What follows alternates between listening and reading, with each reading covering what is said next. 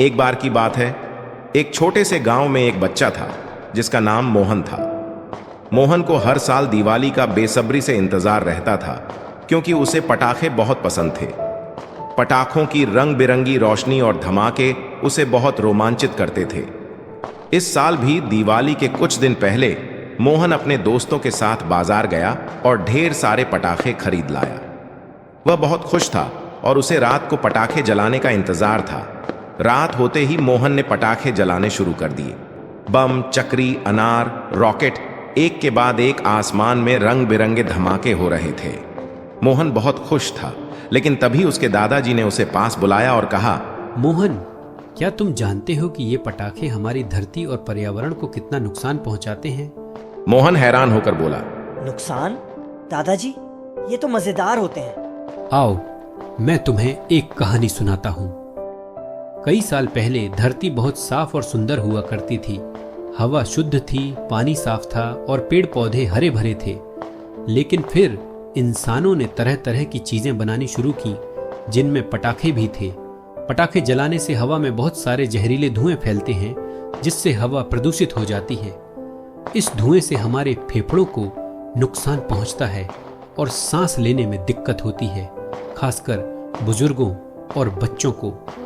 मोहन ध्यान से सुन रहा था। दादाजी ने आगे कहा, पटाखों से सिर्फ हवा ही नहीं, बल्कि ध्वनि प्रदूषण भी होता है। तेज आवाज से पक्षी डर जाते हैं और भाग जाते हैं।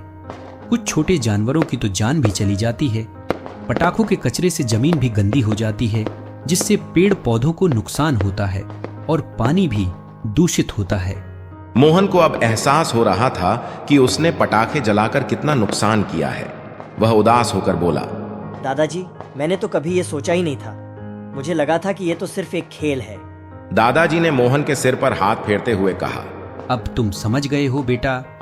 अगली बार हम दिवाली को बिना पटाखों के मनाएंगे और उसे रोशनी और खुशियों की असली दिवाली बनाएंगे।